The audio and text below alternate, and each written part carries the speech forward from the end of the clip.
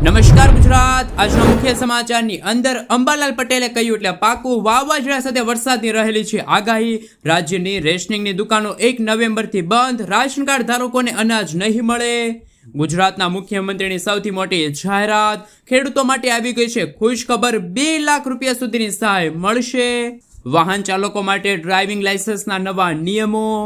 અપંગ વ્યક્તિઓને મળશે દર મહિને 1000 રૂપિયાની સહાય। મહિલાઓને મળશે 12,000 રૂપિયાની આર્થિક સહાય। પીએમ આવાસ યોજનાને લઈને સૌથી મોટા સમાચાર। વીજળી થશે મોંઘી, સુપ્રીમ કોર્ટનો આદેશ। પેટ્રોલ ડીઝલના ભાવમાં થઈ શકે છે ઘટાડો। બેંક અંગે આરબીઆઈનો મોટો નિર્ણય। ખેડૂતો માટે ફ્રી જાહેરાત, પાક વીમા યોજનાની થઈ ગઈ છે જાહેરાત। પશુપાલકોને મળશે હવે સબસિડી। પાન કાર્ડ બંધ, મોટો નિર્ણય। જાણો કઈ તારીખે ખેડૂતોના ખાતામાં જમા થશે ₹2000નો 21મો હપ્તો। અને આજના સૌથી મોટા ખેડૂત ઉપયોગી સમાચાર જાણીશું આજના આ વિડીયોની અંદર। મિત્રો, દરેક સમાચાર, દરેક માહિતી જણાવીએ એ પહેલા ગુજરાતના જે પણ મિત્રો ચેનલ ઉપર જો પહેલી વાર આવ્યા હોય તો મિત્રો ખાસ કરીને વિડીયોને એક લાઇક કરી ચેનલને સબસ્ક્રાઇબ કરવાનું ભૂલતા નહીં। સાથે આજનો આ વિડીયો છે જેને અંત સુધી જોતા રહેજો। મિત્રો, અત્યારે તાજા અને નવા હવામાન સમાચાર વિશે વાત કરીએ તો ગુજરાત રાજ્યમાં શિયાળામાં ચોમાસા જેવો માહોલ સર્જાશે।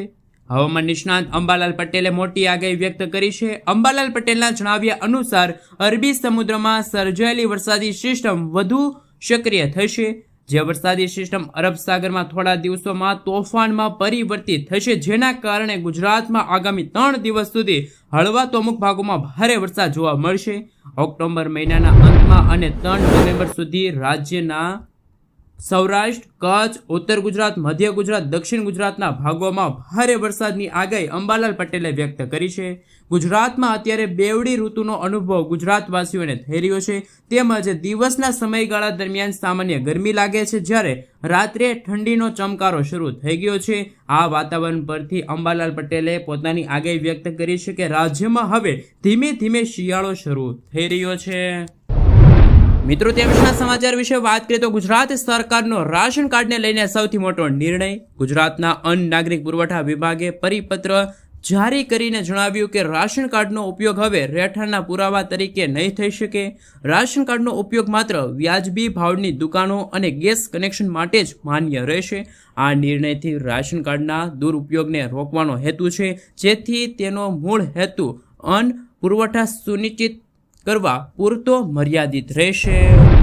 સાથે સાથે મિત્રો, રાશન કાર્ડને લઈને બીજા એક મહત્વના સમાચાર સામે આવી રહ્યા છે। કેન્દ્ર સરકારે રાશન કાર્ડ ધારકોને લઈને નવી ગાઈડલાઈન જાહેર કરી છે, જેમાં કેવાયસી અને રાશનના જથ્થાને લઈને નવા નિયમો જાહેર કરવામાં આવ્યા છે, જેમાં દેશના કોઈ પણ રાશન કાર્ડ ધારકે સતત 6 મહિના સુધી રાશનનો જથ્થો લીધો નહીં હોય તો તેનું રાશન કાર્ડ આપોઆપ રદ થઈ જશે। આ સિવાય સરકારે દર 5 વર્ષે કેવાયસી કરવાનો પણ આદેશ કર્યો છે। ખાસ કે રેશન કાર્ડને લઈને ચાલતી કાળાબજારી અને ડુપ્લિકેટ જેવા મુદ્દાઓને લઈને સરકારે આ નિર્ણય જાહેર કર્યો છે। મિત્રો, ત્યાં પછીના સમાચાર વિશે વાત કરીએ તો રાશન કાર્ડ ધારકો માટે આવ્યા છે સૌથી મોટા સમાચાર। આગામી 1 નવેમ્બરથી રાજ્યમાં સસ્તા અનાજની 17,000 જેટલી દુકાનો પડતર માંગોને લઈને દુકાનદાર ધારકો અચોક્કસ મુદત સુધી બંધ રહેશે। 1.5 વર્ષ પહેલા સરકાર સાથે પડતર માંગણીઓને લઈને ચર્ચા કરવામાં આવી હતી, પરંતુ 1.5 વર્ષ બાદ પણ તેનો અમલ ન થતા હવે આખરે સસ્તા અનાજના દુકાનધારકો અને સંગઠન સાથે મળીને સરકાર સામે આંદોલનનો માર્ગ અપનાવશે। મિત્રો, ત્યાં પછીના સમાચાર વિશે વાત કરીએ તો ભારે વરસાદથી અસરગ્રસ્તો માટે સરકાર દ્વારા 447 કરોડ રૂપિયાનું કૃષિ રાહત પેકેજ જાહેર થયું છે। જ્યાં દર્શક મિત્રો, ઓગસ્ટ અને સપ્ટેમ્બર મહિનામાં ગુજરાતના જુદા જુદા વિસ્તારોમાં થયેલા ભારે વરસાદથી થયેલ પાક નુકસાન થયું હતું, જે અસરગ્રસ્ત ખેડૂતોને સહાય ચૂકવવા માટે રાજ્યના કૃષિ મંત્રીએ કેન્દ્ર અને રાજ્ય સરકાર સાથે મળીને કુલ ₹947 કરોડ રૂપિયાના કૃષિ રાહત પેકેજની જાહેરાત કરી છે, જેમાં જૂનાગઢ, પંચમહાલ, કચ્છ, પાટણ, વાવ-થરાદ મળીને કુલ 5 જિલ્લાના 18 તાલુકાના 800 ગામોમાં સર્વે કરીને પાક નુકસાનીના અહેવાલ મેળવ્યા છે। તેમાં ખરીફ ઋતુના વાવેતર કરેલ પાકો પૈકી ઘાસચારા, બાજરી, કપાસ, મગફળી, શાકભાજી અને કઠોળ જેવા પાક તેમજ બહુ વર્ષાળુ દાડમ જેવા બાગાયતી પાકોને નુકસાન થયું છે। ભાવનગર ખાતે મળેલી આ બેઠક અંતર્ગત ગુજરાત રાજ્યના કૃષિ મંત્રી જીતુભાઈ વાઘાણીએ જણાવ્યું હતું કે SDRFની જોગવાઈ હેઠળ 563 કરોડ રૂપિયા અને રાજ્ય સરકાર દ્વારા જાહેર કરેલા બજેટ અંતર્ગત 384 કરોડ રૂપિયાની સહાય જાહેર થઈ છે. આ ઉપરાંત વાવ, થરાદ અને પાટણ જિલ્લાના નીચાણવાળા વિસ્તારોમાં વિશેષ ભૌગોલિક પરિસ્થિતિના કારણે ભારે વરસાદ અને નદીઓના પૂરની પરિસ્થિતિમાં વારંવાર ખેતીલાયક જમીનમાં લાંબા સમય સુધી પાણી ભરાવાની સમસ્યા ઉપસ્થિત કાયમી ઉકેલ માટે પણ પ્રોજેક્ટ જાહેર થયો છે. રાજ્ય સરકાર દ્વારા આ પ્રોજેક્ટ અંતર્ગત 2500 કરોડ રૂપિયાની જોગવાઈ કરવામાં આવી છે. મિત્રો, ત્યાં પછીના સમાચાર વિશે વાત કરીએ તો ગુજરાતના મુખ્યમંત્રીની સૌથી મોટી જાહેરાત. હવે તમારું કામ અટકશે નહીં. ગુજરાતવાસીઓ માટે આવી ગયા છે ખુશીના સમાચાર. ગુજરાતના મુખ્યમંત્રી ભૂપેન્દ્ર પટેલે સૌથી મોટો નિર્ણય લીધો છે. હવે ગુજરાતના નાગરિકો છે એમને હવે કોઈ પણ કામ કરાવવા હોય નગરપાલિકાનો તો એ સહેલાઈથી થઈ શકે છે. 32 જગ્યાએ સિટી સેવિક સેન્ટરો છે મિત્રો હાલ ઉપસ્થિત કરવામાં આવશે. મહીસાગર જિલ્લામાં જ્યારે ગુજરાતના મુખ્યમંત્રી ભૂપેન્દ્ર પટેલ દ્વારા એક કાર્યક્રમ યોજવામાં આવ્યો હતો. આ અંતર્ગત જે ગુજરાત રાજ્યમાં વસતા જે નાગરિકો છે ને નગરપાલિકાના કામો કરાવવા પડતા હોય છે ને એ નગરપાલિકાના કામો કરવા માટે ગુજરાત રાજ્યની અંદર સિટી સેવિક સેન્ટરો છે એ ઊભા કરવામાં આવશે.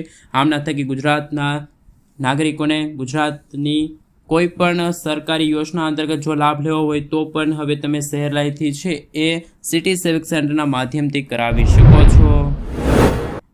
મિત્રો, ત્યાં પછીના સમાચાર વિશે વાત કરીએ તો વાહન ચાલકો માટે આવ્યા છે મહત્વના સમાચાર. હવે ડ્રાઇવિંગ લાયસન્સ માટે લાગવગ નહીં ચાલે. જી હા દર્શક મિત્રો, ગુજરાતમાં આગામી 1 જાન્યુઆરી 2026થી ડ્રાઇવિંગ લાયસન્સ માટે નવી સિસ્ટમ કાર્યરત કરવામાં આવશે.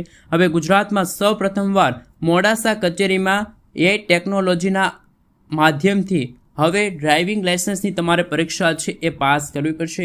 જ્યારે ગાંધીનગરમાં RTOમાં પણ AI ટ્રેક અપગ્રેડેશનની કામગીરી ચાલી રહી હોવાથી આગામી સપ્તાહમાં AI ટ્રેક સંપૂર્ણપણે કાર્યરત થશે. ટેસ્ટ આપતી વખતે અરજદારે કઈ ભૂલ કરી છે, ક્યારે કઈ ભૂલ કરી છે તેનું મોનિટરિંગ AI દ્વારા થશે.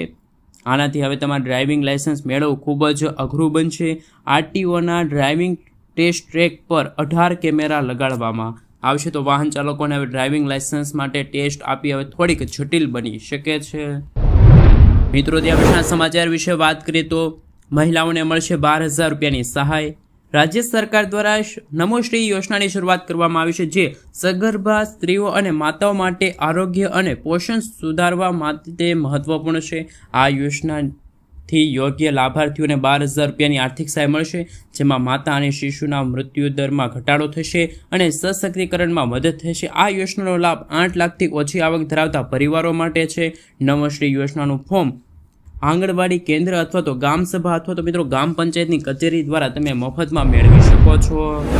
મિત્રો, ત્યાં પછીના સમાચાર વિશે વાત કરીએ તો પેટ્રોલ ડીઝલના ભાવ ઘટે તેવી શક્યતા છે. કારણ કે પેટ્રોલ ડીઝલના ભાવમાં ઘટાડા થવાને લઈને સંભાવના સામે આવી. OPEC+ સંગઠનના સભ્ય દેશોએ દરરોજ 5,47,000 બેરલ તેલનું ઉત્પાદન વધારવા પર સહમતિ દર્શાવી. આ નિર્ણયના કારણે આંતરરાષ્ટ્રીય બજારમાં ક્રૂડ ઓઇલના ભાવ ઘટી શકે છે, જેની સીધી અસર પેટ્રોલ અને ડીઝલના ભાવ પર થઈ શકે છે. જોકે ભારતમાં આ ભાવ ઘટાડો ટેક્સ અને અન્ય પરિબળો પર આધાર રાખે છે. મિત્રો, ત્યાં પછીના સમાચાર વિશે વાત કરીએ તો સૌથી મોટા સમાચાર સામે આવી રહ્યા છે. ખેડૂતોને મળશે 1 લાખ અને 2 લાખ રૂપિયા સુધીની સહાય. ખેડૂતો માટે ઇફકોએ સંકટ હરણ નામની યોજના શરૂ કરી છે, જેમાં જો કોઈ ખેડૂત ઇફકો પાસેથી 25 થેલી યુરિયા ખાતર ખરીદે તો તે ખેડૂતોને 1 લાખ રૂપિયા સુધીનો અકસ્માત વીમો મળશે. નેનો યુરિયા ખેડૂત ખરીદે તો અને DAP ખાતરની જો 200 બોટલ ખેડૂત ખરીદે તો તેમને 2 લાખ રૂપિયા સુધીનો 1 વર્ષ માટે મફત અકસ્માત વીમો મળશે. જે ખેડૂતોને ખેતી દરમિયાન જાનનું જોખમ વધારે રહેલ છે તેના માટે આ યોજના આશીર્વાદ રૂપ છે. આ લાભ લેવા માટે ખાતર ખરીદેલ સ્લીપની જરૂર પડશે. તો ખેડૂતો માટે પણ સૌથી મોટા સમાચાર સામે આવી રહ્યા છે. મિત્રો, ત્યાં પછીના સમાચાર વિશે વાત કરીએ તો દર મહિને 1,000 રૂપિયાની સહાય મળશે. ગુજરાત સરકારની સંત સુરદાસ યોજના. આ યોજના અંતર્ગત અપંગ વ્યક્તિઓને દર મહિને 1,000 રૂપિયાની નાણાકીય સહાય પૂરી પાડવામાં આવશે, જેથી તેઓ આત્મનિર્ભર બની શકે. તાજેતરમાં આ યોજનામાં સુધારાઓ કરવામાં આવ્યા છે, જેથી 82,000 જેટલા લોકો આ યોજના અંતર્ગત લાભ છે લઈ શકે છે. 2 જાહેરાત થઈ છે. અગાઉ આ યોજનાનો લાભ લેવા માટે 80% અપંગતા ફરજિયાત હતી, જે ઘટીને 60% કરવામાં આવી છે. હવે દરેક દિવ્યાંગ વ્યક્તિઓ લાભ મેળવી શકે એ માટે વય અને આવક મર્યાદા નિયંત્રણો દૂર કરવામાં આવ્યા છે. BPL કાર્ડની શરત દૂર કરવામાં આવી છે, જેનાથી યોજના વધુ સરળ અને સુલભ બની જશે. મિત્રો, ત્યાં પછીના સમાચાર વિશે વાત કરીએ તો સૌથી મોટા સમાચાર સામે આવી રહ્યા છે. પાન કાર્ડ બંધ, મોટો નિર્ણય. કેન્દ્ર સરકારે પાન કાર્ડ વપરાશકર્તાઓ માટે નવી ચેતવણી જાહેર કરી. સરકારનું માનવું છે કે જો કોઈ આધાર નોંધણી આઈડીની મદદથી પાન કાર્ડ મેળવ્યું હોય તો તમારે તમારા આધાર કાર્ડને મૂળ આધાર કાર્ડ નંબરથી બદલવું જોઈએ, નહીંતર તમારું પાન કાર્ડ 31 ડિસેમ્બર 2025થી કામ કરતું બંધ થઈ જશે. જો કે આ બધા આધાર કાર્ડ વપરાશકર્તાઓ માટે નથી. મિત્રો, ત્યાં પછીના સમાચાર વિશે વાત કરીએ તો મોટા સમાચાર સામે આવી રહ્યા છે. દીકરીઓને મળશે 50,000 રૂપિયા સુધીની સહાય. કેન્દ્ર સરકાર આપશે શિષ્યવૃત્તિ અંતર્ગત સહાય. ગુજરાત સરકાર દીકરીઓના શિક્ષણ અને સુપોષણ માટે સંકલ્પબદ્ધ છે. આ ઉદ્દેશ સાથે ગુજરાત સરકારે નમોશ્રી યોજનાની રજૂઆત કરી છે. નમોશ્રી યોજના અંતર્ગત જરૂરિયાતમંદ પરિવારોની દીકરીઓને ધોરણ 9થી લઈને 10મા ભણતર માટે કુલ 50,000 રૂપિયાની આર્થિક સહાય આપવામાં આવશે. આ યોજનાનો લાભ 8 લાખથી ઓછી આવક ધરાવતા લાભાર્થીઓને મળશે. આ યોજના લાભ માટે શાળા દ્વારા ફોર્મ ભરવાનું શરૂ થઈ ગયું છે. તો મિત્રો, દીકરીઓને છે ધોરણ 9થી લઈને 12મા એટલે કે ટોટલ 4 વર્ષમાં 50,000 રૂપિયા સુધીની સ્કોલરશિપ છે એ મળવા પાત્ર રહેશે. મિત્રો, આગળના સમાચાર વિશે વાત કરીએ તો ટેકાના ભાવે 70 મણ મગફળી ખરીદી કરવા સરકાર દ્વારા નિર્ણય સામે જામનગર સહિત ગુજરાતમાં વિરોધ ઉઠ્યો છે.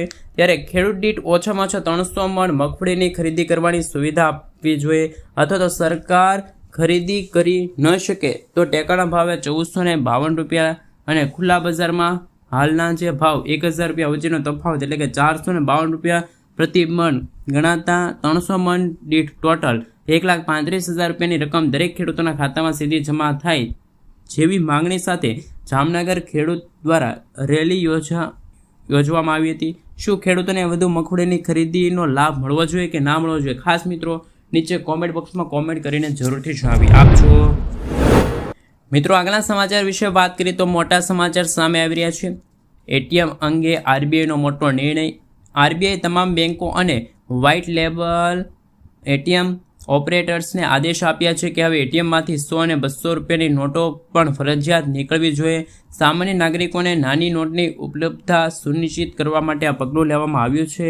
મિત્રો, આપણે જણાવી દઈએ તો 30 સપ્ટેમ્બર 2025 સુધીમાં 75% એટીએમમાંથી અને 31 માર્ચ 2026 સુધીમાં 90% એટીએમમાંથી 100 અને 200 રૂપિયાની નોટો માટે એક કેસેટ અનિવાર્ય રહેશે. અત્યારે એટીએમમાં મોટાભાગે 500 રૂપિયાની નોટ જ નીકળે છે.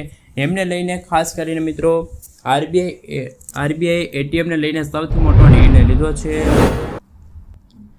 મિત્રો, ત્યાં વિશેના સમાચાર વિશે વાત કરીએ તો અગત્યના સમાચાર સામે આવી રહ્યા છે. ખેડૂતો માટે 2 મોટી જાહેરાત થઈ છે. છેલ્લા ગાંધીનગરમાં મળેલી કેબિનેટની બેઠકમાં નિર્ણય લેવાયો હતો કે સૌરાષ્ટ્રના તમામ 11 જિલ્લાના ખેડૂતોને 8 કલાકના બદલે હવે 10 કલાક મફત વીજળી મળશે. એટલું જ નહીં, સૌરાષ્ટ્રના નાગરિકો અને ખેડૂતોને સૌની યોજના મારફતે વધારાનું પાણી પણ અપાશે. સૌરાષ્ટ્રમાં જામનગર, દેવભૂમિ દ્વારકા, પોરબંદર, જૂનાગઢ, રાજકોટ, અમરેલી, મોરબી, ભાવનગર, બોટાદ અને ગીર સોમનાથમાં જ્યાં વરસાદની ઘટ છે ત્યાં વીજળીથી વધુ પાણી છે ખેડૂતોને મળ્યું હતું. આ જ કારણે મુખ્યમંત્રીએ ખાતરના પુરવઠા અંગે પણ માહિતી આપી છે.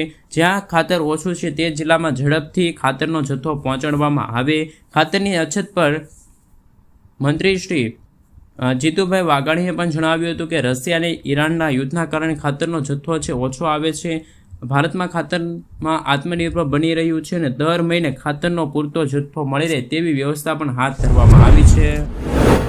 મિત્રો, ત્યાં પછીના સમાચાર વિશે વાત કરીએ તો વીજળી થશે મોંઘી. સુપ્રીમ કોર્ટનો આદેશ. દેશભરમાં વીજળી વધુ થઈ શકે છે મોંઘી. વીજ કંપનીઓના નાણાં ચૂકવણી દેવા માટે રાજ્યના સુપ્રીમ કોર્ટ તરફથી કહેવામાં આવ્યું. દેશભરમાં વીજળી કંપનીઓ 1.5 લાખ કરોડ રૂપિયાની ચૂકવણીના બાકી બિલ હોવાથી હવે બોજ વીજ કંપનીઓ ગ્રાહકો પર નાખશે. બાકી નાણાં 4 વર્ષમાં પૂરા કરવાનો આદેશ પણ આપવામાં આવી રહ્યો છે. તો મિત્રો, આગામી દિવસોમાં સુપ્રીમ કોર્ટના આદેશ અનુસાર હજુ પણ વીજળીના ભાવમાં વધારો થઈ શકે છે. મિત્રો, ત્યાં પછીના સમાચાર વિશે વાત કરીએ તો મોટા સમાચાર સામે આવી રહ્યા છે. પાક વીમા યોજના લઈને આવ્યા મહત્વના સમાચાર. ભારત સરકારની પ્રધાનમંત્રી પાક વીમા યોજના હેઠળ જો પાકને નુકસાન થાય તો ખેડૂતોને સરકાર દ્વારા વીમા સ્વરૂપે વળતર આપવામાં આવે છે. જાણો આ યોજનાનો લાભ કોને મળે છે. દેશની 50%થી પણ વધુ વસ્તી ખેડૂતોની છે. આ જ કારણ છે કે કેન્દ્ર સરકાર ખેડૂતો માટે અનેક યોજનાઓ લોન્ચ કરે છે. દેશના ઘણા ખેડૂતો એવા છે કે જે આર્થિક રીતે સમૃદ્ધ નથી. આ ઉપરાંત ઘણી વખત એવું જોવા મળે છે કે હવામાનના કારણે અથવા તો વિવિધ કારણોસર પાકને નુકસાન થાય છે, જેના કારણે ખેડૂતોને વધુ નુકસાન થાય છે. ભારત સરકારે ખેડૂતોને આ નુકસાનીથી બચાવવા માટે પણ વ્યવસ્થાની જાહેરાત કરી છે. મિત્રો, તે પછીના સમાચાર વિશે વાત કરીએ તો જાણો કઈ તારીખે ખેડૂતોના ખાતામાં જમા થશે ₹2021નો હપ્તો. પ્રધાનમંત્રી કિસાન સન્માન નિધિ યોજના હેઠળ આવરી લેવામાં આવેલા દેશભરના લાખો ખેડૂતો હાલ ₹2021 હપ્તાની આતુરતાપૂર્વક રાહ જોઈને બેઠા છે. આ વખતે દિવાળીનો તહેવાર પહેલાં રકમ જમા જવાની આશા હતી, પરંતુ આર્થિક સહાય હજુ સુધી ખેડૂતોના ખાતામાં ટ્રાન્સફર થતી નથી. લાંબા સમયથી રાહ જોઈ રહેલા ખેડૂતો માટે એક નવું અપડેટ સામે આવ્યું. અહેવાલ અનુસાર કેન્દ્ર સરકાર નવેમ્બર મહિનાના પ્રથમ અઠવાડિયામાં આ રકમ ખેડૂતોના ખાતામાં જમા